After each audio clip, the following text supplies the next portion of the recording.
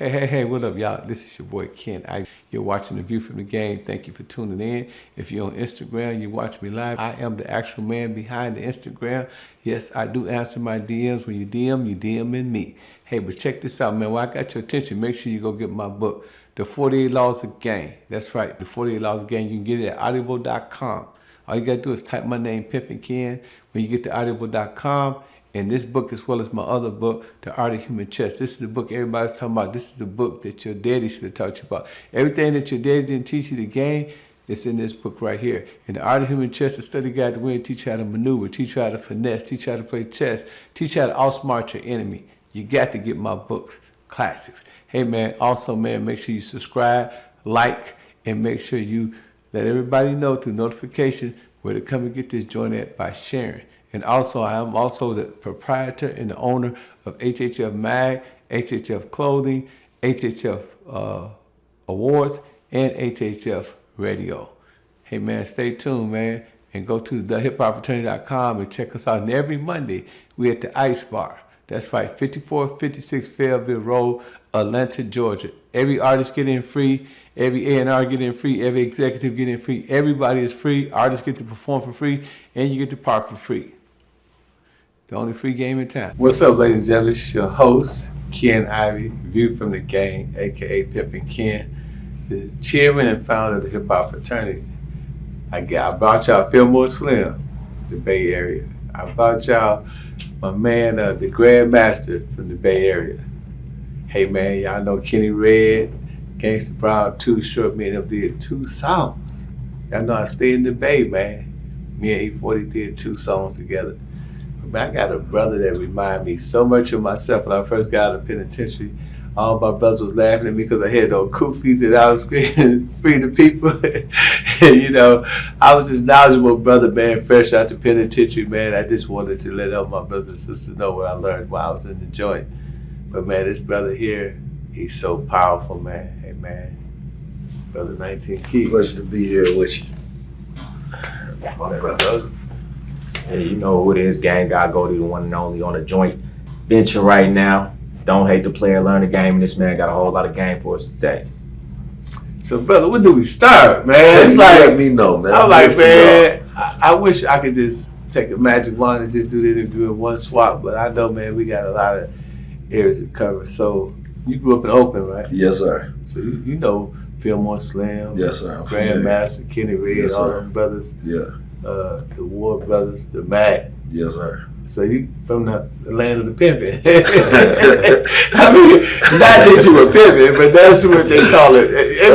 Of the Macs and the players, and you know, I grew up around all of that. I feel like the strong thing that the Bay Area got is a gift of communication. Mm-hmm. You know how to mean what you say and say what you mean and say it in any way that you want to. Right. I feel like when I listen to you, I hear somebody that you could have been one of, or if not still, but one of the greatest speakers. Your ability to articulate is truly a gift, right? And I think at the forefront, when people think of like pimps and Macs, I think what first you saying is a charismatic speaker. Mm-hmm. Right, and that's something like even the FBI put that on their list of people to look out for in the Black community. Right, and you got that ability to like influence people, and you charismatic. Mm-hmm. That's one of the most powerful skill sets on the planet Earth. Mm-hmm. And a lot of that ability to communicate, whether it's gang, whether it's consciousness, revolution, out of Oakland, we know how to speak. Yeah. You feel me? We know how to spit. We know how to say it the way we mean and mean what we say. Right. You feel me? And we know how to put it in whatever way we need to for those to understand. So I definitely come from that land and that lineage, most definitely. Yeah, man. And you know, me and Too Short, you know, I used to be at Too Short studio in Oakland, and he just drive me around and show me little stuff, man. I was like, man, you know, E40, remember that Earl Is Your Life? Yeah. We did that video up there too. So, man, I've been going in and out the Bay Area for so long, man. But, you know, what introduced me to the Bay was a movie called The Mac. Now, there was a part in that movie where you had the Revolutionary Brothers, right? Yeah. They had the koofies on. Yeah. And they wanted to, you know, make the pimps pay. And they beat the pimps up and all kind of stuff to her. So I remember you and I were talking, you said that it was 2 sects. You had the brothers that was for the game, brothers that really wouldn't tolerate it. Can you explain to my audience what that was all about? Yeah, I think the movie Mac was an interesting movie because it really was a psyop on our people. It was a psychological operation to change the way people was thinking at the time. Right, so you're talking about in the 70s, but early in the 60s, that's when we started to have a more militant, conscious revolution. That's where Afrocentricity came in, where brothers was wearing the kufi, talking about power to the people, and it was really focused on like destroying the establishment, right, against the man. And then in the 70s, they started to create all these black exploitation films, right, and so that's where you get the map where it introduced this new archetype, right, so it made the pimp, right, one of the greatest archetypes. He's smooth, he's slick talking, every man wants to be him. So it spread that throughout the black community. People started to know how to talk like a pimp, how to act like a pimp, how to walk like a pimp, right? So then that became like this new normal. So I think first people got to understand what was happening. Like my pop's always talking about it because he grew up during that time. He was able to see Superfly, able to see Mac and see how people started to act like that right afterwards. You feel me? So that part was powerful. Now, when we talking about in Oakland, it's funny you say that because I remember growing up seeing my pops and the brothers that he was with beat up drug dealers in the back of the apartment building that we stayed at. We call them FOI beatdown. So, brother, we either they might have asked a brother to move up the street, do something, whatever it may did, and he didn't do it. He might say, "Man, fuck y'all," right? Next thing you know, all the brothers they rally up. It might be 12 o'clock in the morning. They grab that brother, put him in a circle. They ask him about his actions. He might still hold up and be like, "Fuck y'all." I'm like, "Well, okay." Then after that, that's the FY beatdown. And I remember being a child watching this. And it didn't really hit me when I was FOI. FOI. Islam? Oh, yeah. So Nation of Islam. Yeah, but it was a different sect because these were the black Muslim brothers out there that, you know, were a little more mafia and a little more radical. Right? So they was under the tutelage of Dr. Bay at the time. He had Your Black Muslim Bakery. Yeah. Right? He had an empire that spanned over 40 years. So he had his own empire and he had his own army at the time. So growing up, I seen that. You feel me? But I also knew some brothers that were rob drug dealers. They would kill drug dealers. Right? It was brothers that was hitters, brothers that was assassins, brothers that had cold reputations, but they had knowledge of self. So when it comes to like Muslims, yeah, I see all different kinds. And then in a nation, I feel like the nation is some of the higher, pure form when it comes to maintaining the establishment of Elijah Muhammad teachings. They follow the discipline and the accountability. Some people got the knowledge, but they don't have the lifestyle.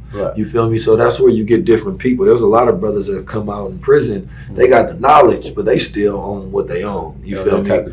Exactly. So you might have brothers that say, all right, you gotta pay. You might have brothers that say, you gotta completely get away or we go kill you. You might have brothers that just passive.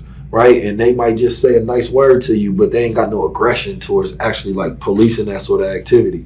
So, you know, it exists in many different forms, and each city is different. You feel me? They was more humble in Chicago. Yeah. Growing up under Brother Muhammad now, you know, watching them, you know, do their thing. They was always with the bean pies, always like go to school and, you know, yada, yada, yada, and try to convert. They tried to convert me plenty of times. Yeah. See, that's what it is. It's some brothers that, it's like in the Army. You got your Navy SEALs.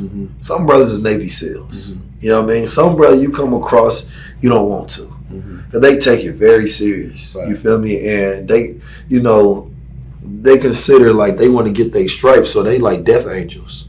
You feel me? To where they take you off the planet for what they believe in. You know, those are the different kind of brothers versus some brothers, they doing it because they want to change their life and they trying to uphold the moral code of what it means to be righteous. Those are really good brothers. Some brothers that start from when they're young, they probably get married and was a virgin when they did and go create a beautiful family. And that's 1,000% important, but you need your Navy SEALs. You need your brothers that be like, I'm not talking to you. I might say it to you nice, my brother. Can you not be over here no more? The sisters don't like what you're doing in this neighborhood. Right? And then you don't listen. And you're like, didn't I tell you? It's like, all right, so listen, brother. The next time I'm here, I don't want to see you. And if I see you, my brother, I'm going to have to do something to you. And I don't want to do nothing to my brother because I love my brother like I love myself, but I need you to understand what I'm saying. Right? And you might be like, I'm taking that as a threat. My brother, take it as a promise, take it as a threat, however you need to. But I hope that you hear me, so I don't have to do anything. And that brother say, man, I ain't listening to them. You feel me? Next time they see that brother, they don't hop his helmet. Right? Either he remove himself or they remove him. And in reality, that's the way it should be.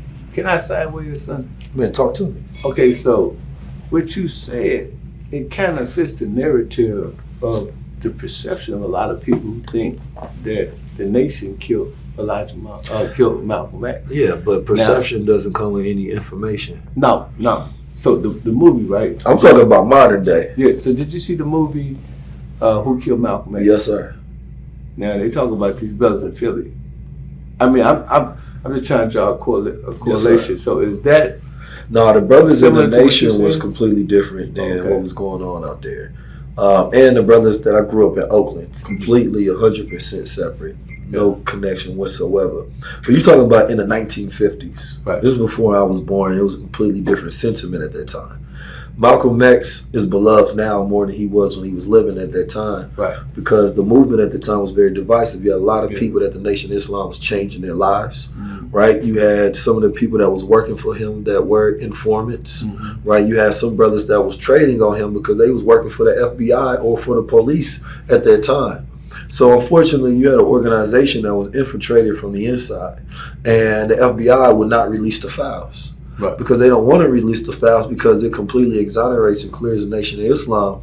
And then what that does is it take that fake excuse that people got on why they don't rock with the brothers. Right? Because people are put on a chain, but they won't actually, and they'll say, I love Malcolm, they'll wear his shirt. He become a symbol without the substance. Right. Malcolm became Malcolm because he went through the discipline and dedication, right, of reforming himself through the teachings of Elijah Muhammad. Right. He apologized to Elijah Muhammad, right, and he tried to reconcile. Before they got to reconcile, he was assassinated. Right. Now, there was a cultivated environment at that time, and you know how things happen in the streets, whether it's by the assassination by the government, because they took out JFK, they took out Martin Luther King, and they took out Malcolm X. And they had them on a short list of brothers that they needed to get rid of so that a black messiah never rises. Now, that seems like a very practical and intelligent perspective for black people to understand and take. But they play these psychological operations on us so well that we believe their version of history versus the one that's just very clear to understand. You want to know my perspective? Go ahead. Yes, sir. I believe that the United States government had a hand in killing Malcolm X. I'm going to tell you why. Because for years, Martin Luther King was talking about civil rights. Malcolm said human rights. Yes, sir. Human rights brings the United States up against crime on humanity. Yes, sir. And I think that it's an international Geneva law that says that if you violate the rights of humans, then you can be brought up on charges. This is a fact. And I think that America, when they knew that he was fit to go to the United Nations and speak to the United Nations, he went and galvanized all of our brothers and sisters over there in Africa. I think that scared the mess out of them. And of course, 100%. you know, like you said, there were informants and there were people, plants, we call them agent of provocateurs, that was set in place to make that happen. But I personally believe that the United States government under J. Edgar Hoover, COINTELPRO, had a hand in killing Malcolm. 100%. You know, Dr. Wesley is one of the greatest documentarians on this subject, and he wrote books about it, and he documented all of these different things already. Absolutely. Right? And so most people don't know the actual story. Right? They heard what they heard from what they heard, but they never actually looked at the evidence. They never looked at the actual trial and the brothers and what they actually said. So that's why everybody got offhand shoots of the story, but nobody really got the truth unless you dedicated to actually understanding it. Most people think that Malcolm left because he brought up Elijah Muhammad relationships. No, that happened way later. Yeah. Right? So most people have the story in their mind completely wrong, and they don't even do any research. So they just take what they give it. But they fail to realize that the European, as you know, I'm Moorish American, so we don't call them white folks in reality. Yes, sir. We call Caucasoids, Europeans, however we want to go. The European, right? It all started, in 1865. Allegedly, as Mr. Farrakhan said, the Europeans freed the so-called Negroes in America. So that means just let them go. Then they set up the Freedmen's Bank, and you know what happened with that. They ended up stealing all that money. Yes, sir. But then if you go back from 1865 until Reconstruction, the 12-year period, that's when you start seeing the birth of a nation. You start seeing Jim Crowism. And what a lot of people don't know that white supremacy also killed Malcolm X. When you look at white supremacy in every aspect of our literature. When you see Superman, you see Tarzan, you see all these people in our literature, and you read the literature from the 1800s all the way till like recently, you can see how the white man has inoculated himself into the culture, into the history. That's why the Muslims say it's his story. Yes, sir. And his story is designed to kill the black Messiah. And to make him the God of the world. Make him the God of the world. Santa Claus, brother, my partner, brother, I used to donate money to his organization, Brother Khalid Muhammad, many, many years ago. Cold, brother. He said, man, how can somebody travel 990, you know y'all, the mathematics, I heard it, 196,940,000 square miles across the great planet Earth, and they put 12 dark hours of the night and drop off toys, and he's overweight into a chimney that he can't fit down, you know. So, you know, I mean, being brother Khalid Muhammad, because me and him used to go to this restaurant here in Atlanta. It's off Cascades called Beautiful. Yeah. So we used to go there. That's when he had the little Rolls Royce. He'd pull up and we'd talk about that. So we understood, you know, the plight of white supremacy. Brother Tariq Nasheed said it's a religion. Yes, sir. You know, he said it's a religion and it's serious. You know, systemic racism is one thing, but white supremacy is throughout the literature. Can you speak on that, my brother, before I let Goldie come in? Yeah, I think you said something key when you talk about the birth of the nation. So, you know, that was a film depicting the Ku Klux Klan that was also financed by the Jews. You feel me? And what that did is it ushered in that whole entire era of the Ku Klux Klan. Right. So what we talking about, because we talking about movies, right? We got the Mac, we got Superfly, we got this. You got to look at the lineage and the history of these operations. Right? They never stopped at no point in time. You know, Francis Cress Welsing was the one who really pioneered the conversations around white supremacy and how it is a global operation, right? That all of them are part of. When you say you white, and this is why a person say, do you believe in any good white people? Well, first of all, what you ask me when you ask me, do I believe in white? Now, Arab come over here, they label themselves as white. Now we got to get back to the origin of why they started doing that. They did that because when they freed blacks and they knew they were about to free blacks, they said, wait a minute, it's going to be this large consumer group and producer group that's going to end up having rulership. And this is going to be all these people that see themselves as black, right? Or Negroids at the time, Negroes, or, you know, however we was labeling ourselves, or colored people. And they said, no, we need to make it to where we call them white, because there was what they called a Bacon's Rebellion. And that was when like poor blacks and whites and farmers all got together to go against the government because they didn't like the way that the government was treating them. They didn't like the living. They couldn't get no money, right? They was in a recession. So blacks and whites was working together against the government. So they said, wait a minute, all of those that register as white, we got loans for you, we got money, we got jobs and stuff for you, right? We're going to help you out. Don't even worry about it. So the white folks like, damn, I was with you until they did that. I'm white. Now, the reason you get treated bad is because you cursed and you black and you inferior because they started to spread that white supremacy ideology. So that was their way for them to justify anything that they did against you, right? They always find a justification. They take the black woman, they strung her up as the Jezebel. So they gotta make you seem like a hoe, and they gotta make you seem like you want it. So it makes it seem like no matter what she does sexually, she's the one that has this sexual aggression to always coming at you. So in all of the early movies, you only see black women that's super sexual. And they always constantly, the man is kind of like getting them off and like, chill, relax. That was so that if we showed you like that, if I raped you, I can say you just wanted. She came on to me. She tried to seduce me. And now we take that same thing and we push it on ourselves. And then that goes deeper into what they call the Hermetic prophecies, where the white guy was given a breakdown and basically saying that all of the darker skinned people, right, were inferior, and all the races that were lighter, this is where the innovations and inventions and the advanced civilizations come from. Now, it was a 1,000% complete lie, but by the time people believed it, it was too late. White people started to believe that they were superior.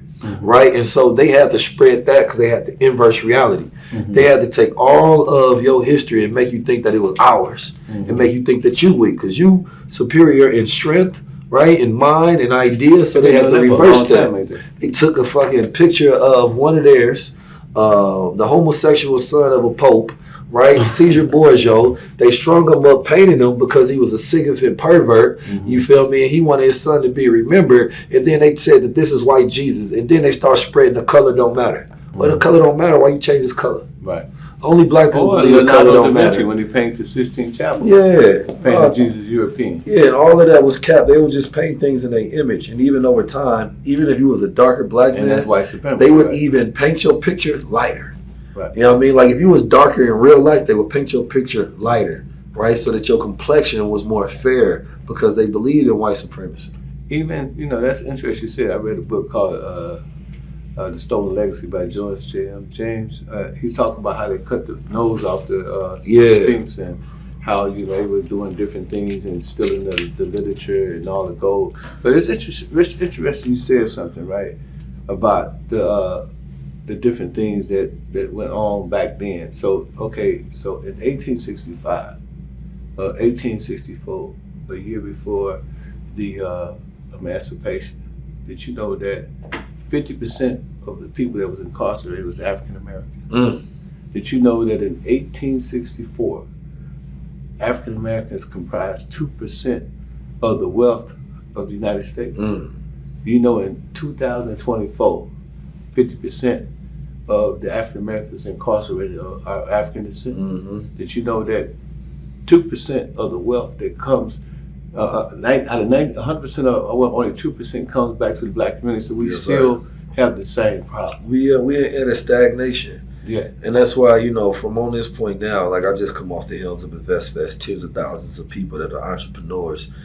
It's time to advance the culture. Yeah. Right? Like we at this time, we don't need nothing no more. We don't need nobody. We ain't got to ask nobody. We got media, we got banks, we got finances, we got each other, we got influence, we got manufacturing.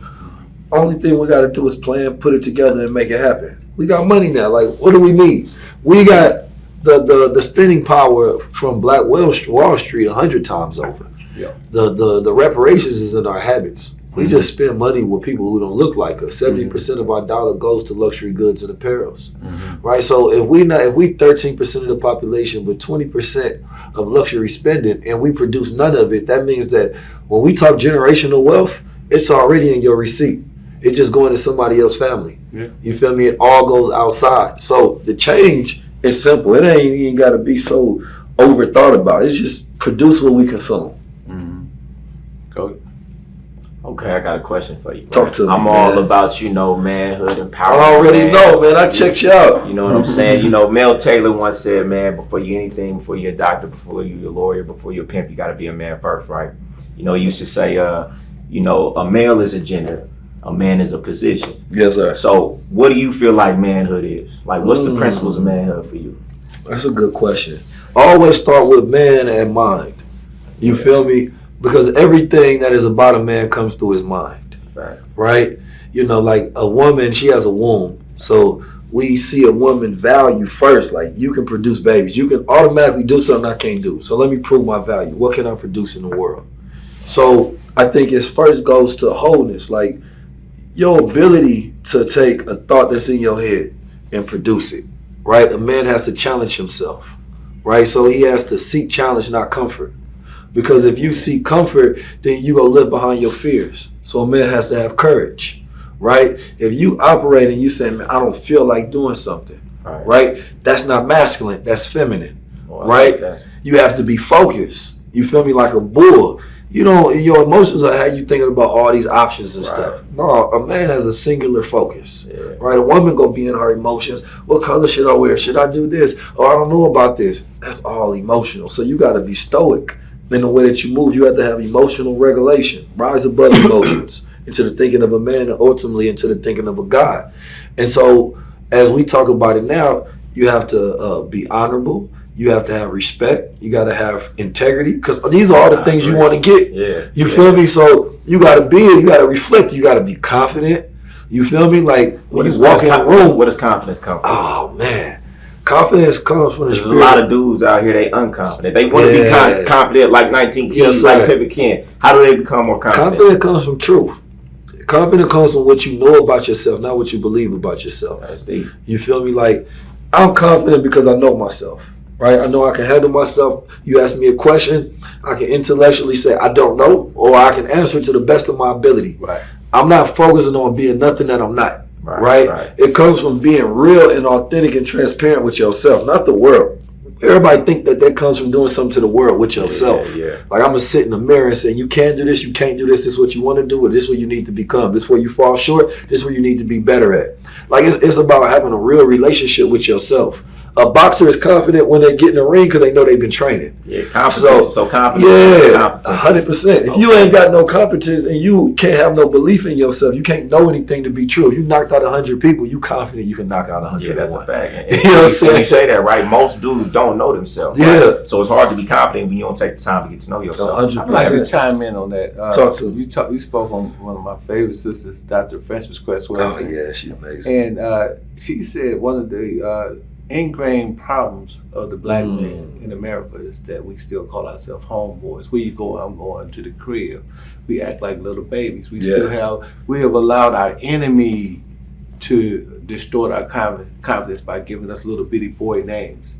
You know, I'm going to the crib, that's my homeboy. You know, stuff like that. She said, it's just those little small things, because she was a psychiatrist. Yes, sir. She said, those little small things, you know, it impedes our growth. You know, and then, you know, I talked to you about this on your show. The other thing is that the whole world is fearful of us because of the black man penis. You know what she said about that? She said, we have the real weapon of mass destruction 100%. between our legs. You know, our penis, the black man penis can wipe out any race of people. She said that's why it's a concerted effort to, you know, destroy brothers throughout the diaspora. And I believe that's why she and Dr. Naeem Akbar pushed the Afrocentric movement back then. Because Afrocentricity is where we're going to get our confidence, knowledge of self. So you can have competence, and we also need, and I'm not disagreeing with you, bro. I'll get that.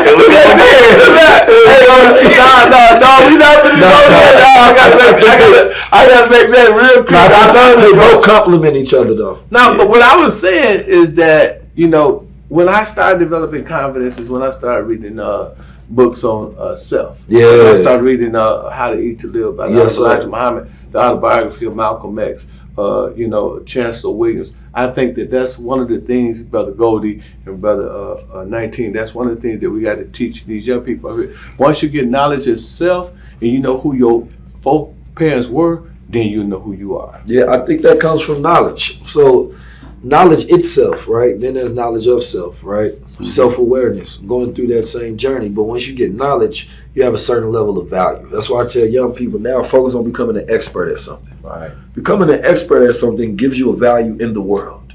You feel me? Goldie. Yeah, this brother expert behind the camera. He got a value in this room, regardless. Mm-hmm. Right? If you're a young person, then from expertise, you go to mastery. Mm-hmm. Now, that's when you focus on that as you focusing on yourself. Are you an expert at who you are? Mm-hmm. Most people don't know their body.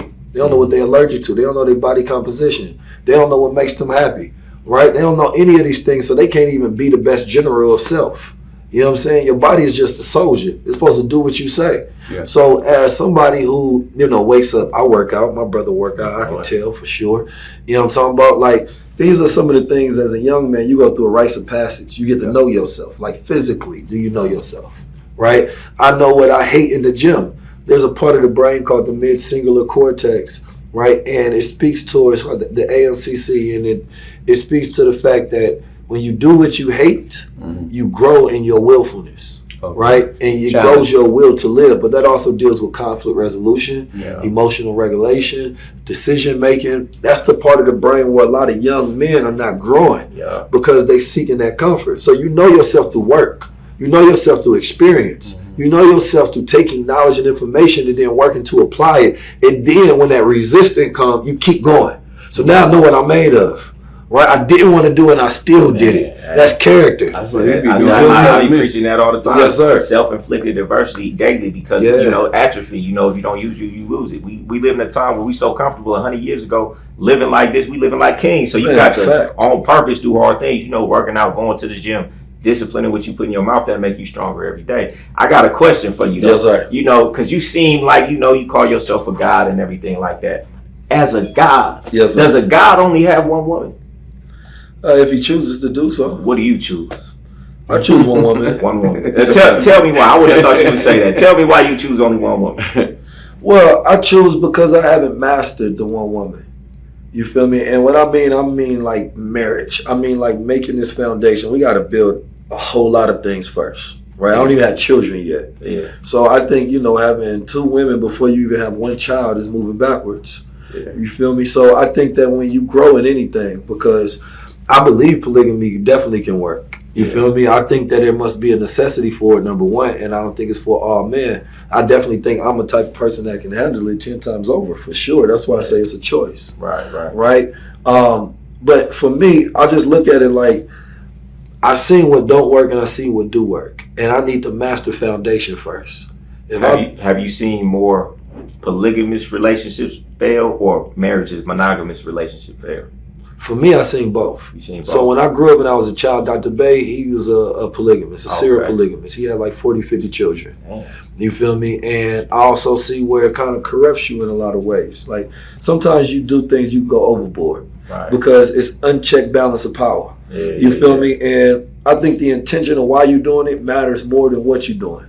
You feel me? And that's going to course correct you on why you're doing it in the first place. Because then the person get 2, then they go 3, then they go 4, then they go 5.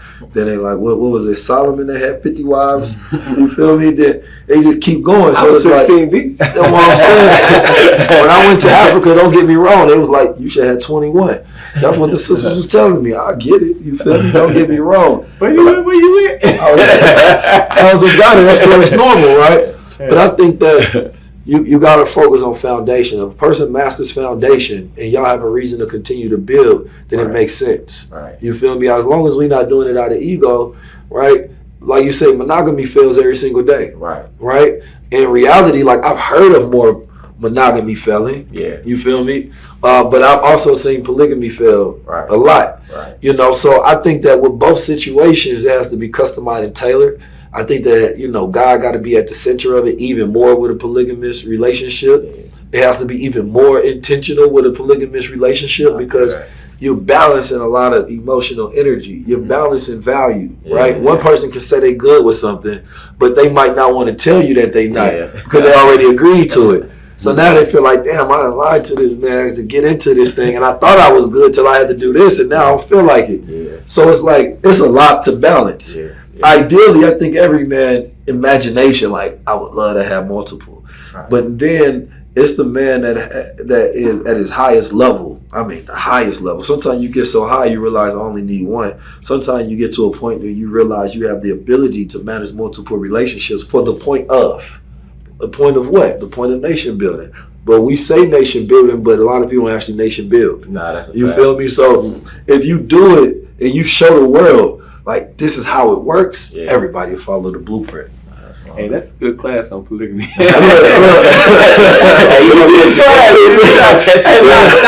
think about these things like everybody. I want to go back to what Goldie was talking about. He talked about confidence, right? So, brother, 19, I read, I believe it was Shakespeare said, adversity is how man get to his destiny. They say what you go through, you grow through. Before you have a major breakthrough, you have a major fall through. Right? You know, all of the successful men that I've read, and Goldie have read some of these books too, they always talk about that. You always talk about my successes, but what about my failures? Benjamin Franklin said, I failed 10,000 times. They said, why did you quit? He said, I finally ran out of things to fail in. So you, as a progressive brother, a highly intelligent brother, what was your journey like? I know you didn't just become this great man. I know you had a succession of failures that led you to become the successful person you are. Can you share that with the young people who struggle? I think I share probably mostly all the failures you can feel that. You know, as a black man, the adverse childhood experiences, things we go up. You know, I caught cases. I sold drugs. You feel me? You sold drugs? Yes, sir. I grew up in St. Louis. I grew up in St. Louis, so you know, during that time in the streets, you know, my pops wasn't there. My mom was the only one. My brother went off, you know, where he was at, and we was in the streets. You feel me? Growing up out there, but in St. Louis and Oakland, like I said, we never grew up in a nice neighborhood. You feel me? We only grew up in the wildest neighborhoods. So, you know, I probably had about 5, 6 cases before I was 19 years old. Wow. You feel me? The last one, a major one, when I was 19, we took it to trials for an assault. So you said you're 19 keys? It just happened a lot like that. You feel me? You know what I'm talking about? Yeah, come on, man. Don't let me hanging, man. It's like white man do. You feel me? No, so going through those situations, like I seen, we grew up in poverty.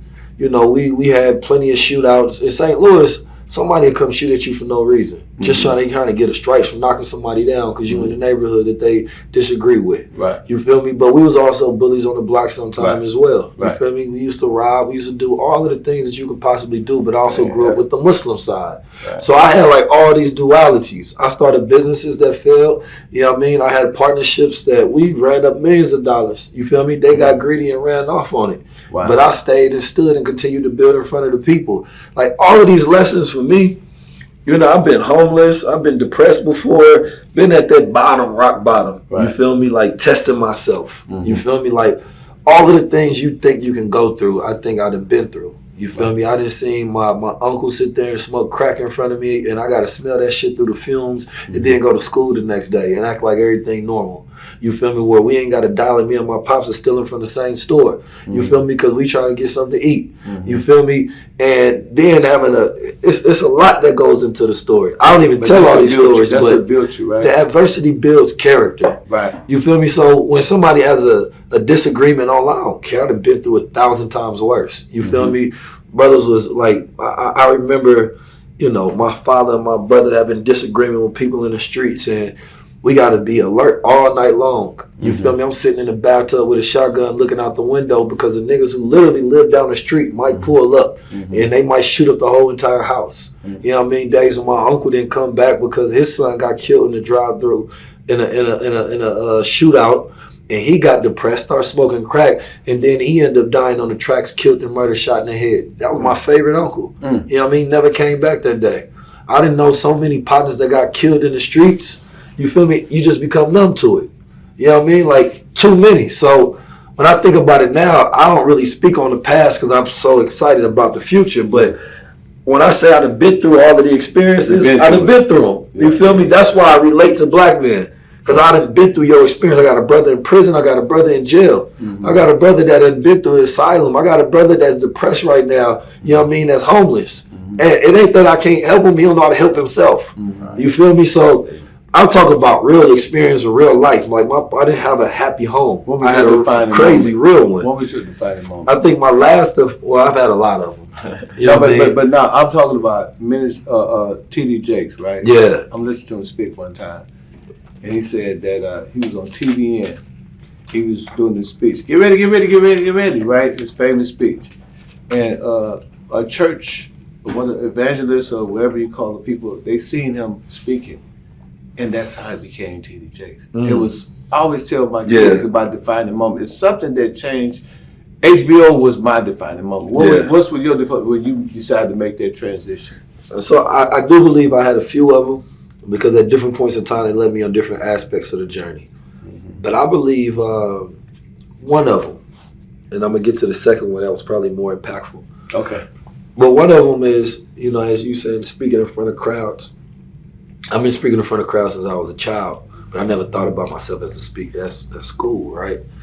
But I remember I had a shop in Oakland, California, and there used to be all these protests out there for police violence, white supremacy, whatever it was of that day. And I used to see all these white people protesting about black issues. And as a black man, I felt misrepresented. Like, how y'all out here going hard for us? Like, how y'all get to create the narrative? So I get on there, grab a microphone, bullhorn, whatever, and I get up there and I speak my piece. And afterwards, everybody like, oh my God, that was amazing. No social media, no nothing like that. So I'm really just doing it off the heart. You feel me? Didn't know what I was going to say, but every time I got up there and spoke, it'd be days later and people coming back to me like, oh my God, you inspired me. So now I'm listening to the feedback like this must be one of my gifts. You feel me? Like that must mean that if God show you a gift, I think it's disrespectful not to use it to change his world. You feel me? And to change his world to something that he'd be proud of for you to do, because that's the journey. That's the reason you get the gifts. So anytime I recognize one of my gifts, I go all in on it. So the other defining moments when I caught a case, my brother and my father, they were some of my co-defendants with the case. My brother fighting the case from the inside. I got locked up, I think I was in Iowa. And I remember reading this book.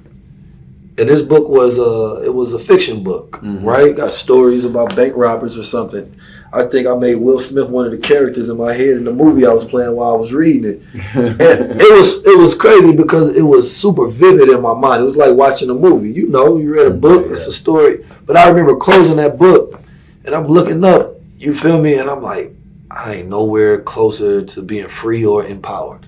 All I did was distract myself, right? And I felt weak after that. I'm like, man, I just spent all this time trying to distract myself from reality versus empower myself in this situation.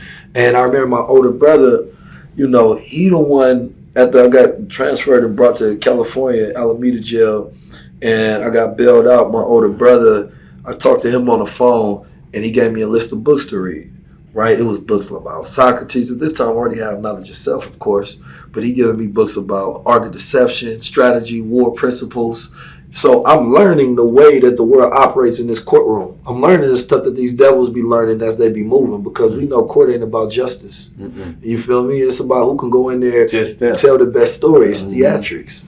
So I started learning that, and I started feeling empowered, and I'm telling my lawyer things to do. This fat white dude looked like he played on Flintstones. Public defender. Yeah. And I remember him telling me, man, and this was after we beat the case, but he was like, man, it's the first case I won in a long time. And I remember reading about different things, doing research, and I'm asking him to file certain motions. He didn't want to do it, but I'm like, no, you got to. You work for me. He did it, and he actually got the motion through and approved. And he was like, that worked. I'm like, this nigga here, man, he gonna get me like that. So I'm like, I'm gonna make sure I take everything and put it in my hands. Right. Yeah, I got a question for you, right? I heard you speak on this, and I love it because I be trying to speak on it. You speak on it a lot better than I do. I try to tell dudes about the power of the subconscious mind. Tell me how big of a role that is in our lives that people don't understand without understanding that concept. Man, I think most of the things that we do are from the subconscious. Yeah, what they say, like 85% of our life is run subconsciously. You can check your body. Your body stores subconscious information, right? And so your body is very powerful. You can run into the wrong person and you have a gut feeling. That's your subconscious information. It don't have time to be trying to explain everything to you. It's giving you a signal to let you know what's going on. So like when we watch programs and we listen to music, we might be nodding our head to music. That frequency is training our subconscious mind. You feel me? You ain't shit, you a nigga, you ain't got this, I'm getting at you. So now we in a negative frequency. Consciously, we can filter it. That's why I say to be conscious just means to be aware, right? I'm aware of what you're trying to imprint onto my head. But when you are in that state of relaxation and sway, then that's when you can be in a more suggestible state. So information can pass your conscious mind and get to your subconscious. Now, you talk about habits. Habits is how you start to program things into your subconscious. You do what you do frequently becomes your frequency. You feel me? So when a person has a build-up repetition with something, then your subconscious mind starts to build up neural networks to start to add these patterns and say, okay, this is who we are, this is what we own. You feel me? I understand that without you having to consciously say it. Right now, you can say a conscious affirmation to yourself, and subconsciously your brain might say, man, you ain't shit, stop lying. You feel me? That's why affirmations are powerful, because we get to rewrite the narratives that's in our subconscious mind that's running all day. You can walk around and say, oh, I'm so beautiful. In your mind, you say, no, you're not, you ugly. That's your subconscious mind. But the affirmation allow you to rewrite that, replay that. You have a self-image of who you say you are. Your subconscious mind might have a different image. Your goal is to align your conscious image with your subconscious image. You feel me? That's real shit, man. You can do one thing in your mind, do you have any practices? Because I heard like before you go to sleep, when you wake up in the morning, you like in an alpha state, a suggestible state. Do you say your affirmations in the morning before you go to sleep? That's when I'm most grateful. So I think about the day I want to have, and I'm grateful on the day that I had. And so when I wake up in the morning, I tell myself the day I'm going to have. I don't give myself a choice. I love that. I'm going to have a good day. The other day, I was tired before getting on the stage. I got to speak in front of thousands of people. So I got to prime myself. I got to make sure that my energy is excited, right? I tap every part of my body, you know what I mean? Wake up my whole body up so that I'm in a state of excitement, and I have to be inspired. When you have enthusiasm, entheos, that's the God within, and you have spirit, that's breath. So to tap into that God-like state, you have to be enthused and you have to be in a state of inspiration and excitement. Excitement, you can be tired, but when you're excited about something, you pull energy from the atmosphere. Don't you be dead tired, you excited about something. Man, let you be about to fall asleep, somebody tell you $1 million, you popping up with all the energy on the planet. So if you excite yourself, that energy is infectious. Everybody gets around you. Their body want to feel like how you feel, so their body biologically will start acting like yours. Yeah. So then they want to be around you because you make them excited. You make them feel what? Good. So for me, when I woke up, I did some grounding. I took my shoes off. Like I moved out the high rise into a house so that I can walk outside and put my feet in the dirt. Yourself. And I get that grounding. And then I might do me some squats. So I do squats every morning now. Only like 20, right? But that's just to wake up my system. To get that I say all the time, get that high frequency state. 100%. Because when you wake up, everybody know about the lymphatic system. Most people got lymph nodes. It's your body's sewage system. Yeah. But you have a glymphatic system. It's your brain sewage system. Yeah. So that's what secretes and rinses your brain. Every hour that you awake, you have to think of it. You're spending energy, and that energy excretes waste. Right. You feel me? So the way to activate that, you want to work out, right? You want to do aerobic exercise. You can do swim. You can do biking. You can do high intense workouts. Yeah. You feel me? So what that's going to do is that rhythm in your brain is going to move that fluid to where the cerebral fluid from your spine is going to be pushed up towards your brain. So you can sleep a certain way on your right hand side. That's going to help with it. You can work out. You mostly get deep sleep because that's when it's happening. That REM right? sleep. That deep sleep is the best sleep for you, but most people don't get deep sleep. No. That's why sometimes you don't want to listen to nothing while you're falling asleep because the active brain is still there, right? That deep sleep is where, some people call it even past non-rapid eye movement sleep. You feel me? To where your brain is completely shut down. You don't want to eat before 10 o'clock or after 10 o'clock so that your brain is not still trying to burn calories and it's still active. You want to be in a state of relaxation and peace. Wow. So when I wake up, man, I want my body to be primed. I want me to be in this state of energy and I got to be in top floor frequency. Yeah. I want to bottom floor, man. All it requires to stay at the bottom floor, you got to have shame, you have guilt, you have fear, you have worries, you have anxiety, depression. You can stay there. You seen that frequency? Yeah. Yeah. And where the shift happens? At courage. Yeah. The shift in your life happens at courage. You feel me? You start doing the thing you hate and you afraid of and your life changes. Remember I wrote that in my book? The Art of Image, that's the one I gave you. I don't want to say yes. Yeah, but I know it's in there though. Let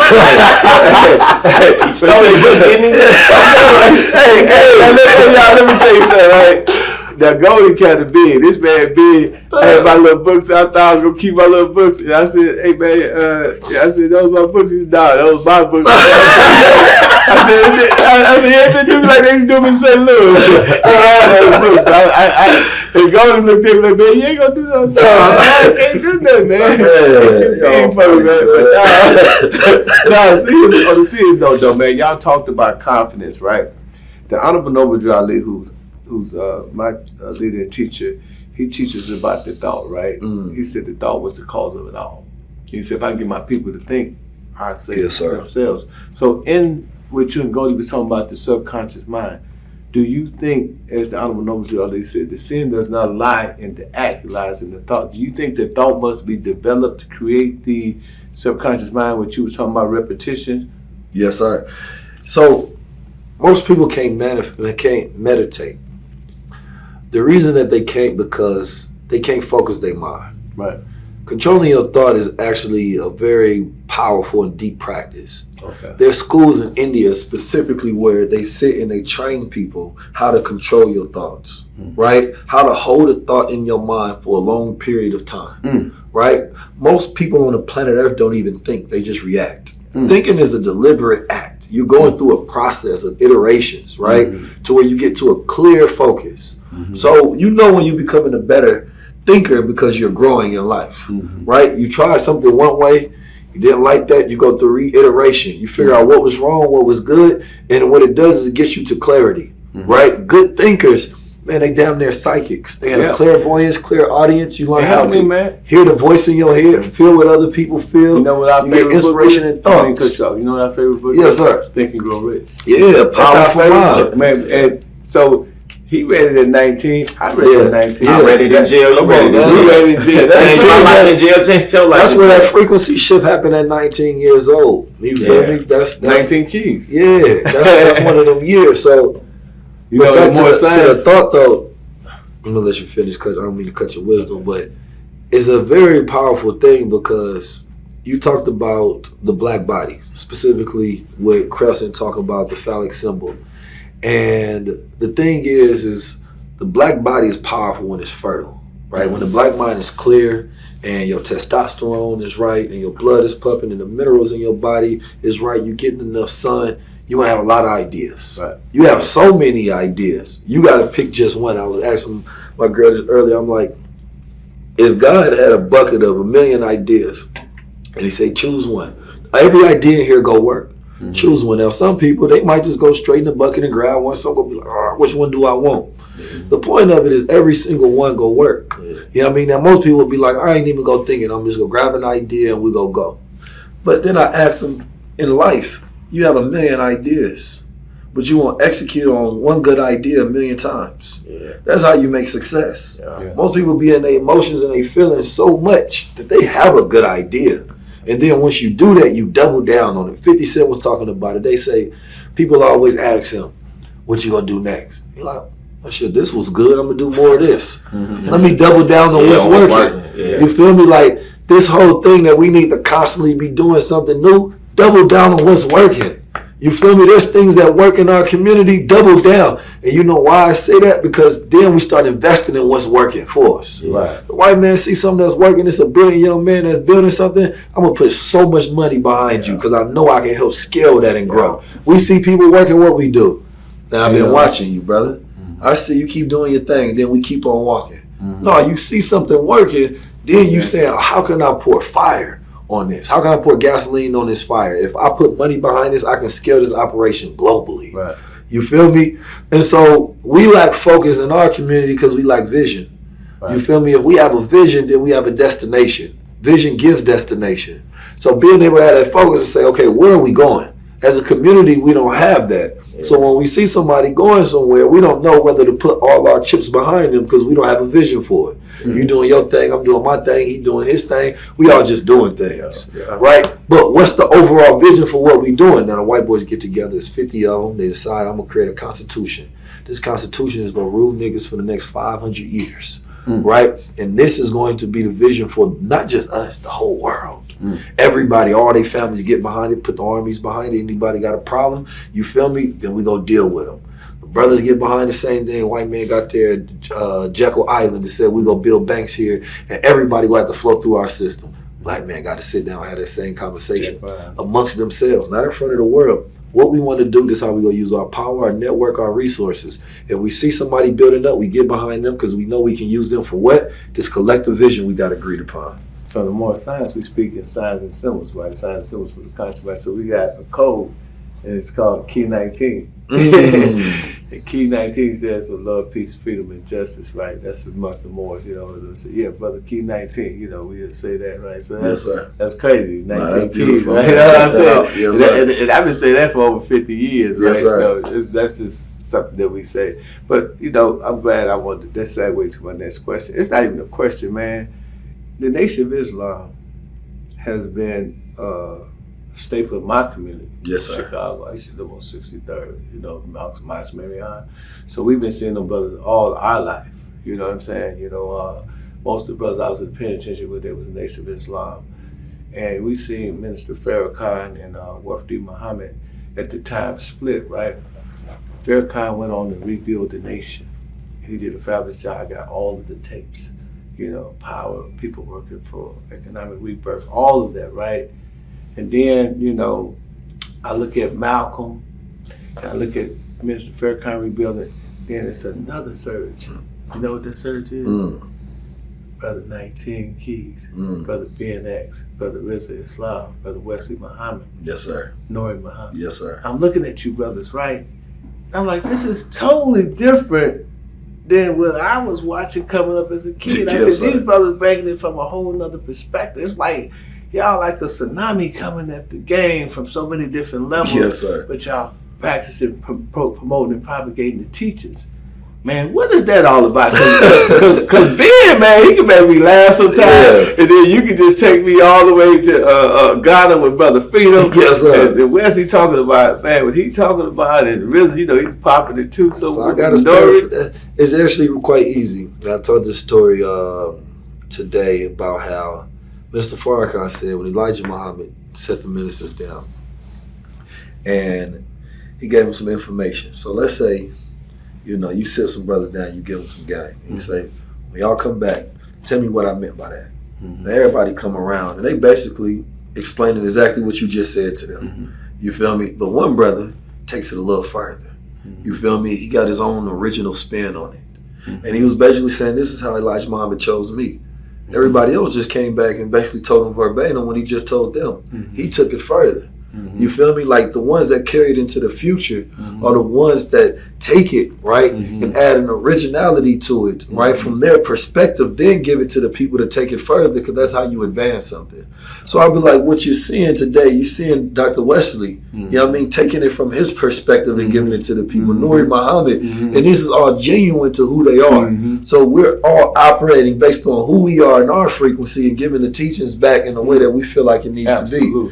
So I believe that that's a blueprint and a framework for anybody. If you're going to be a protege of somebody, if you want to inherit something, if you want to take it further, you first have to have a level of self-awareness of who you are. But don't just take something verbatim. Understand what it means, right? And understand who you are, so you can take that same knowledge, and when you give it back to the world, or you give it back, you have advanced it. You've taken it a little further. So all our ancestors have done something beautiful. They left knowledge, they left example, they left demonstration and inspiration. We have to stand on their shoulders or go further. That's evolution, right? It ain't about no monkey to man. It's about one mind advancing on another mind's ideas into the future. Man, what y'all did, man, was so powerful, man. It's like, it's similar with how I think, right? But what I like about the individuality, right? Yes, sir. RZA, he on a whole nother level. Yeah. You on a whole nother level. Yes, sir. Wesley, Nuri. Yes, sir. He almost like Minister Farrakhan reincarnated. So smooth with it. He and Malcolm and a minister together. And then Brother Ben, I've been knowing him since he was maybe about 18 or 19, and he's more comedic. He's more fun. He's more, me to get on there, I'm like, Ben, come on now, man. But it'd be fun. And then right after that, the Honorable Elijah Muhammad. You know what I'm saying? Brother RZA, he'll get the popping, then he say, the Honorable Elijah Muhammad taught us. So I'm like, it's like the way the nation is coming now is the way that all organizations come. We should be no one-trick pony. That's Give credit where credit is due. Something you just said was key. And this is like how you eliminate all the ego stuff. Like, people will be stealing game from each other, but don't want to give credit to the root. Right. I love giving credit. Right. If you say something that I know I learned from, you might not never hear me say it. I could be all the way in Zimbabwe talking to somebody. I'm going to say the gang guy Goldie said. Then I'm going to say it. Right. Give credit where credit is due. That's how we build with each other. Right. Because it don't take away nothing to cite your sources. All scholars cite their sources. Matter of fact, it makes you more credible. Right? You ain't got no sources. You just made it up. You got to have sources, a lineage of your intellect. I did that on the Breakfast Club. Yes, sir. You cited me? Nah, not you. I quoted Dr. Clyde Anderson, Dr. Kwanzaa Kajufu, Dr. Chancellor Williams, because I went to college, right? So one thing I learned in college, the best thing you can do is show credibility, right? Yes, sir. The best way to show credibility is to show the credit for which it came. Yes, so sir. You know what I'm saying? So when I quote you, or I quote Goldie all the time. Yes, sir. If you just look at all my, even when he ain't there, I quote him all the time because I concur with you on that, my brother. You must give credit where credit's due. Yes, sir. I think a lot of brothers don't do that. They want to make themselves seem like they the big person in the room. But that's how we cipher. Like, that's the beauty of it. Like, if I can quote a book, I'm going to quote my brother. It's the most beautiful thing. And I've done that so many times, so many interviews. And there'd be people that never think that I will quote them in a huge interview. And I'm saying your name. And they like, man, that was amazing. I'm like, that's what we supposed to do. Yeah. You feel me? Because now you get to take that clip and you get to run it. I ain't running with your knowledge. Yeah. Even if it's something that I probably didn't get the root from, you already knew, but you just reminded me of it. You feel me? So I know that the inspiration came from you. And I think that needs to be a practice that we take more and more. You feel me? Like, if I'm in a room, if I can mention somebody, I'm going to put your name in that room. Yeah. That's solidarity. Right? Acting for a common cause is solidarity. This is why we say unity, but unity is far away from what we practice. Right? Before you get to unity, you got to have collaboration, cooperation, communication, and solidarity. Right? There's somebody that it would be amazing for you to get on their show, but I'm not going to tell them that you exist. Why? You know Y'all what? both try to build. You need the Right. content. He needs the exposure. It'll be a good dynamic. Yeah. That's what I want you and Goldie to do right now, both of y'all. I want y'all to give the attributes of confidence, because that's I was going to say it, but we know I got it to another. So can y'all just explain to the young people out here? There's certain attributes, like willpower, desire. It ain't just confidence. It's some things that go like Goldie work out 100 times a day. He got muscles like Superman. Yeah. You know what I mean? So can y'all explain to people the attributes? You can go first, Goldie, then. All right, well, from my perspective, confidence comes from competency, right? I'm confident because of things that I do every day. I'm waking up early. I'm going to the gym. I discipline what I'm putting in my mouth. Right. I'm abstaining and refraining from certain vices that I used to have. Right. So when I look in the mirror, I'm confident because I'm competent of the things I did today. I'm proud of myself. I did the things I said I'm going to do. I feel like a lot of people aren't confident because they woke up and said they was going to go to the gym. They didn't. They're setting things up in their day and they're not following through. So therefore they lose credibility with themselves, and you can see it in their eyes. A strong man with confidence, you can see it in his eyes. Why? Because he really is that. He really did everything he said he was supposed to do today. He stands on his principles. He is who he says he is. So I feel like it all starts from competency in your daily habits. What did you do today that you're proud of is going to give you confidence. That's what they call it. God go. Gang got go. Come on now, we got 19 To kids. add on top of that, because I believe everything he said was 100% true and accurate. I believe confidence comes from your ability to hold on to truth. Sometimes we get wavered. Somebody can tell us something that's not even true and we believe it. And I believe it starts at courage. The courageous man can do anything. Yeah, He'll walk into any room, no matter who's in it. He might not be the most skilled, might not be the most talented, but that motherfucker fearless. Yeah, You know what I mean? Man got more confidence than he need. You know what I'm saying? Sometimes he need to dial it back and get the skills. But confidence, and that's the law of superior confidence. When you confident, other people can confide in you. Right? Because you strong. It also, you disconnect from the outcome of things. You're not so emotionally attached to the way it happens, what's going to happen. No, it has nothing to do with my confidence. Right? You go talk to a woman, she can shoot you down. Your confidence stays the same. That's that disconnection from the outcome. So you have a level of stoicness. But the truth is, I'm still me regardless of the outcome. Now, if it happens 1,000 times and 1,000 women turn you down, you might want to go reset something about yourself. That might be delusional. Maybe what I think is true, not true. Maybe it's the fit. Is it the cologne?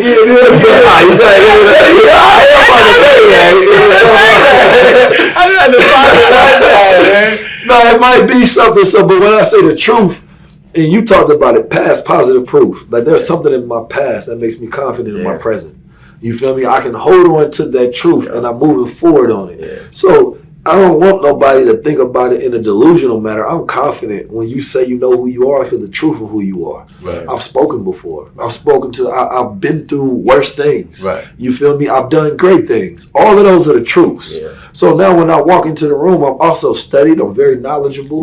Right? So you can ask me a question and I also don't have the insecurity, of saying, I don't know.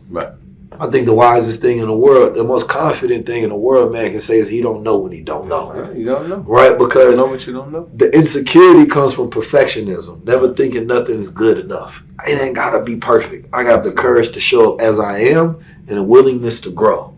You feel me? So I say courage. Like that's where the shift happens. Okay. So earn your leisure. We about to let you go, but we Yes, just want to say earn your leisure, man. That is, man, we was there, man. It was amazing. About 15,000 African Americans, 50 Cent, Steve Harvey, you, Yes, sir. all the influencers was there. You know, my man, Him 500, Poppy Chula, we seen them all. My man right here, Smitty, you know what I'm saying? It was just a collage of great minds. But you are actually a part of that. Every time I look at your page, it say earn your leisure. How something like that come about? Because I know they didn't just pick you randomly. No, we've been a partner for like the last 4 or 5 years. I've been a part of InvestFest from the beginning. You know, I dare say my set, you know, was the star of the show. You know, and usually is because I bring that energy for the people. You know, I've been having a partnership with them, a media partnership, but also we've toured the world together. We've sold out, stadiums in London, 5,000 plus people, from Canada. Like, we've done all around the world, all throughout the U.S., everywhere. Me and my brothers have been shifting and creating this movement. You feel me? And this year was special because the quality of people that showed up, I feel like, are people that's really in it. They're not fly-by-the-night people there because it's a name there. Like, they really a part of the movement. You feel me? And that was beautiful. But my brother Rashad and Troy, man, I've been knowing them for a while. My brother Wall Street Trapper introduced us. And we did one interview years ago at Dame Dash Studios. And ever since then, we've been tight. I want to interview that brother. Oh, yeah. Make that happen, man. Yes, Wall Street Trapper. He been to Pinch. I've been to Pinch. I got you. Yes, sir. Yeah. But, those are my brothers. And part of that, I'm always on this demonstration of collaboration. I don't always have to collaborate with people, but I think it's healthy for us to see the dynamic. You feel me? I got the #1 show on the platform. You feel me? And one of the #1 shows in the world. We on your show? Yes, sir. That's the one we gonna Yes, do? sir. Hey, that's what, man. Confidence, man. That's what we talking about, man. Hey, man. Real confidence, man. Yeah, man. But I want people to understand that because the people I was collaborating at first, they got too much into their feelings and they tried to compete with these brothers. And I remember settling that, and I'm like, nah, that ain't what it's about. Nah, that ain't right. You know what I mean? Y'all messing up the whole movement. You messing up the money, and you're doing it from the wrong spirit. And I think this collaboration where they got the corporate, I got the culture, you feel me? And we combine those two together. You feel me? They in places that I might be too radical for. So what is InvestFest? What is the purpose? InvestFest is the largest financial literacy show, right, and movement on the planet. Okay. Right? For black people, but all people of all colors can come, but you gonna get 90+% black people there. Oh, I seen brothers and sisters. Yeah. So this year we had a lot of guests from high level conversations there. So you also got a very holistic aspect. Queen Afua was there with Lauren London talking about healing. You feel me? Dr. Bobby Price was talking about, healing as well. I brought Billy Carson and Yaki on stage. Wow. So it was not just one part of the culture, but an integral culture, something holistic, because hip hop ain't just culture. Like, we scientists, we engineers, we inventors, we revolutionaries, we activists, we health advocates, we publicists, we authors, we writers, right? And we got entertainment and all those things. So I make sure that the consciousness that exists within a culture and the real spirit is always there. And then the next thing we're doing is high level world. I'm glad you're in that space because I ain't got to worry about you coming to the hip hop fraternity. You take it over there. I got an album out too as well. So come on, brother. Hey, this is our new HHF brother, man. So look, the kids inside it, man. Look. So I released a private album to my community. So they was paying like $222 to $300. Yeah, that Nipsey Hussle model like he did. Yeah, they was all proud to pay, man. $200 for one CD? Yeah. So did you see me at your InvestFest? I was selling movies for $100 a piece. Nah, I didn't know you were selling for $100. I made about $13,000. Man, you owe them about 20%. Yeah, man. I was here with my brother. I said, I'm with 19 keys. Come on, man, if you got to put it in the pocket, man, I'm just saying. We don't bless you. Bless you. It's all good. But it was okay. He said we gonna get you. But the next iteration is High Level World, so that's gonna be a large event that we do, and it's really gonna be centered around consciousness, wellness, wealth. You're right, the metaphysics, because I believe that if we talk about wealth building, we're very spiritual people. Like, you got the flower of life right there. You know what I mean? You're talking about it. We can't disconnect from that. Right now, I've been having a large movement of brothers working out, right? Getting their physical together as well. And black men are deeply unhealthy. Yeah. So we got to add wellness because we can't be wealthy without healthy. Yeah, you can't. Nah, so I want to make sure that's there. We got to have movements outside. Can Goldie be a part of that? We step our game up next year. Can we be a part of 100%. Y'all already look. Come on. Now I already see Goldie with 100 people running behind him. You feel me? Doing burpees. We getting it going. Like, I really want that to be a movement because it's a shame that black men, I said something on stage, and I mean no disrespect for anybody that felt a certain way because of their body type. But, America is like 50+% obese. And I was telling them, listen, man, you might have a nice watch on your wrist, but if somebody slap you, you ain't gonna do shit. Yeah. And mostly because you're incapable of it. right? I can fight and I was like fat boy, and everybody started laughing. Yeah, now that you got some hands over there, you feel me? But I was just speaking to the fact that, like, we have to also be physically great. Yeah, you feel 100%. Me? Like, when you think about Shaka Zulu and the old show, that man he had a physical peakness. Yeah. But when you think about the black man, you look at the Olympians, that's how we supposed to be. Yeah. Just walking down the street, just going to the grocery store. Yeah. You feel me? Like, that's us. So how do we get so weak? How do we turn into soy boys? You feel me? How our testosterone is so low. You're growing titties and you're emotional. Man, you know, weed, you got that old gut. You on the weed, you on the liquor, you on the lean, you on the pills. You done for it. So, like, we operating as zombies. So they ain't afraid of this black man, because this black man is limp dick and ain't got no ideas. Yeah. You feel me? So, they afraid of that powerful black man, that bronze statue, that stand up, fertile body, fertile mind. You know what I'm talking about? Tell him, hey, stop trying to get that $1,000 shirt and put it over that body, man. You don't even need a $1,000 shirt when your body's fitting like that. You know, you put a white tee on, you looking good. You look like $1 million. We could put a blouse on that big old belly, you feel me? It's bad because it's Ozempic Olympics out here. You feel me? We need to stop that. Then get you in the gym, because what the problem is that you don't get the body without the mind. That's a fact. You feel me? And now you can't maintain with that. Exactly. The journey itself is the most valuable. The biggest reason I work out is for the mental that I get. So I'm staying at high frequency. Yeah, you take off the jewels, you still got jewels. I'm trying to tell you. Goldie work out, but he can't hang with me. Tell him I be up all night. We jump on play to play.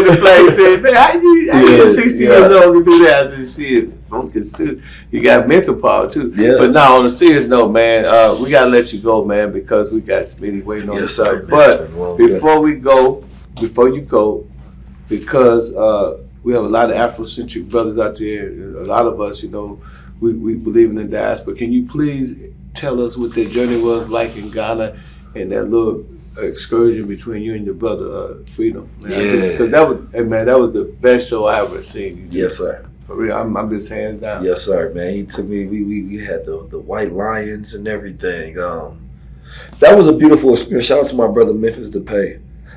He's one of the top football players in the world, and he invited me out there. My brother Brandon Marshall was there. Right, a lot of the top soccer players in the world, and they introduced me to Freedom. But before that, a lot of people was telling me I need to meet this brother. They said he got one of the revolutionary minds. So when it's people like that, people usually connect us. So, you know, I went out there and we went to the Slave Council. I started doing push-ups at the Slave Council. I didn't like the energy. Some people didn't like the fact that I did it, but I'm not about to leave nowhere fearful. I'm not about to leave nowhere sad. Right. Like, my ancestors ain't suckers. You feel me? We ain't slaves no more, so I'm not about to walk through somewhere with that kind of energy. Mm-hmm. And even Freedom agreed. He like, man, we just taking people through horror trips. Like, what we gonna do with this? Let's break it down and then build something that represents our future, not just our past. Mm-hmm. And I respected that. And he's a brother that has power. He moves with the military.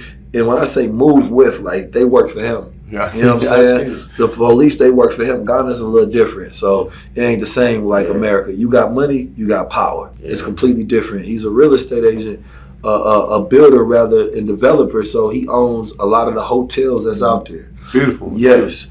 And he recently just ran for president. But sitting with the brother, it was powerful because it was the first time on a large platform that a black man, an African man of power and leadership, had a dialogue about the diaspora. And you challenge him too. You just let him. I mean, y'all had a few different dynamics and stuff like that. But you know, some of his thoughts are Eurocentric. I mean, because growing up in European communities in Europe over there. But you was right, and that's what I respected about you. I said, man, I hope you don't fold up under this money.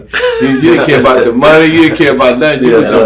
And you changed his perspective. Yes, sir. You told him, about our experience and about, certain things, and he was able, even though he coming from a Christian perspective, he was able to kind of eventually acclimated himself to your perspective. Yes, sir. And I commend you, my brother, and I respect you for that, because most people would have folded under that type of pressure. Yeah, you're in another man's home, in another man's land. But I think the truth is the key. Keep you. That's where the courage again comes in. He was on it, man. Hey, myself, Keys was like, wow. I don't have loyalty to you or the money. It's to the people at the same time, and it's to the truth. So if I don't speak truth, I'll walk away sick. Right. Like, I'll be sick to my stomach or Man, that was your myself. best episode, And right? I ain't doing that. Yeah. Man, this For what? man went for $1 billion. He talked to that man like he talked to his little brother. It was crazy, man. It was crazy. I'm Just like a brother, you know. Yeah, I man. think the thing about powerful people is they respect people who tell them the truth. Yeah. They got a lot of people who tell them yes. The person that tell them no, now you got to tell me why. So now that's the opportunity for growth. Right. So it ain't gonna be a man on the planet that I'm afraid to challenge, because if I believe it's the truth, I just make sure I search myself to make sure that if I'm challenging you, I'm doing it from a real place. Right. Not just to be, you feel me, conflict. Like, no, when I sit with people, I really want to build. You feel me? Like, let's cipher. We can have completely differences of opinion, but men of intellect know how to speak to each other. Yes, sir. It's going to be respectful, and we're going to come out with clear understanding of each other or a changed perspective together. Man, brother. Yes, sir. 19 Keys, man. Hey, man, let them know where they can find you. Leave the kids with one little positive message, man. Man, you can find me at 19_keys on Instagram or YouTube, or through Earn Your Leisure channel at 19keys.com if you want to check out any of the things that we do. I would say focus on being a master and being yourself. A lot of things in this world is going to try to make you depend on somebody else. You know what I mean? Those who know themselves depend on themselves, and they can be dependent upon, right? If you can't be dependent upon, then you can't be a man. So make sure you tap into who you are, and make sure you continue to follow good examples. You probably locked in with me, 19 Keys may be the first time you ever heard, but I'm going to tell you this, there's more black men like me on the planet. The world ain't going to show you that, because they want to make you think that it's only just pimps and niggas and gangsters and drug dealers and everything else, but it's real gods out here. Absolutely. And that's what the future is. It's us gods. Thank God. Yes, sir. Hey, man, listen, man, this has been a very, very electrifying, high-energy conversation. And y'all gonna see me, I'm gonna be the co-host on High Level Conversation. I know you like my spiel. Did I do good, baby? Good, hey, man. Hey, man. Did I pop my collar, man? Hey, man. Hey, all my Bay brothers, man. Hey, got the Bay family here, man. I had the OG, Fillmore Slim. Now I got the YG, you know what I'm saying, the young boss. God up in here. Yes, my sir. man, Gang God. You gonna go out and take us out, baby. Gang God, Goldie, one and only another episode of Don't Hate the Player. Learn the Learn the game. game. Yes, sir. And shout out to my man, 19 Keys, man. It's your boy, Ken Ivy, man. You can find me at Real Pimp Ken _. And I got my little brother right here. Hey, Gang God, Goldie, one and only. Hey, man, the game is to be sold, not told, but we told a whole lot on this episode. What's up, ladies and gentlemen? This is your boy, Ken Ivy. It is going down. That's right, the 2025 HHF Awards is going to be live, Jack. Hey, man, we're going to do it bigger and better than ever. Hey, man, it's going down in a major way. April 5th. That's right, April 5th, 2025. Hey, man, in 2022, hey, man, the first annual, we did it big. We had nominations for Pastor Troy. Hey, yo, this your boy, Pastor Troy. I'm honored to be a part of the ceremony, man, going all the way down. Hip Hop Fraternity Award. We had nominations for DJ Scream. What's up, it's DJ Scream. Listen, you know what I'm saying? Definitely humbled and appreciate that nomination, and big shouts out to the hip hop fraternity. We had nominations for Waka Flocka. Look, man, I'm Waka Flocka. I accept the Hip Hop Fraternity. We had nominations for KL from Jagged Edge. Hip Hop Fraternity, man. Thank y'all once again. Much love. J.E. y'all. Then we came back bigger and better. In 23, we hit you with nominations for Drink Champs. What's up, man? It's your boy Pimpin, the best faces this week. I'm here with my man. Noriega, Drink Champs. Hey, man, hey, shout out to Hip Hop Fraternity. Hip hop fraternity, what up? Hey, what up? What up, man? New York, we in the building. Hey, man, just tell them, man, that y'all accept y'all nomination. I'm going to give y'all an award, too, for the Hip Hop Fraternity. Just say y'all accept y'all award. We accept the award. Hey, I can't forget my boy, Drummer Boy. You already know what time it is, man. It's your boy, Drummer Boy, a.k.a. D-Boy Fresh, and I accept my award from the Hip Hop Fraternity, man, for Producer of the Year. We beneficial. Hey, yeah. And then Carlos Miller came with a big nominations, Comedy of the Year. Hey, what's up, your man Carlos Miller from the 85 South Show, and I'm accepting my award from Pimpin Ken Ivy from the Hip Hop Fraternity. Then we came back, we hit him again with 2024. And we brought you nominations for Juvenile. This your boy Juba the Great, and look, I accept my award because I'm winning this one for the Hip Hop Fraternity with my dog Pimpin Ken. We go way back, you know what I'm saying? We brought you nominations for Sauce Walker. Hey man, say man, you already know what I'm finna say, man. It's the kid that did, not the kid that didn't. The reason why the sauce word was written, the master, the pastor of him in Alaska to make the bread come faster. And I will be at the 2024 Hip Hop Fraternity Awards. I accept my nomination for Album of the Year. We brought you nominations for T.I. Hey, say what's happening, man? T.I.P. the King. Hey, listen, man. On behalf of myself, Grand Hustle, I accept the HHF Awards. And we can't forget my main man, Derez Deshawn. Hey, what's happening? It's your boy, the Red Deshaun, and I formally accept my nomination for the Hip Hop Fraternity Award. Yeah! Then we came back, we went to Love and Hip Hop, we hit you with Chaotic, baby. Yo, what up, man? It's your boy Chaotic, and I accept my nomination for the Hip Hop Fraternity Award. Then we had special performance from the East Side Boys. That's right, it's going down again. That's right, 2025, the HHF Awards. You don't want to miss it. Be there, be square. Get in when you fit in. If you can't fit in, HHF is definitely going to squeeze you in. And we got a special discount. That's right, at Eventbrite. Tickets will be on sale for $25 for the first 2 months. We will have some celebrities performing to be announced. It's going to be a big extravaganza. Hey, man, make sure you tune in at hhfmedia.com or hit me at 404-790-9627 for VIP and vendor tables. Hey, what's happening? It's your boy Big Scrap. You already know what it is, man. And shout out to the Hip Hop Fraternity, because I will be accepting my award for the 2025 Hip Hop Fraternity Awards. You feel me? Holla at your boys going up, Jack.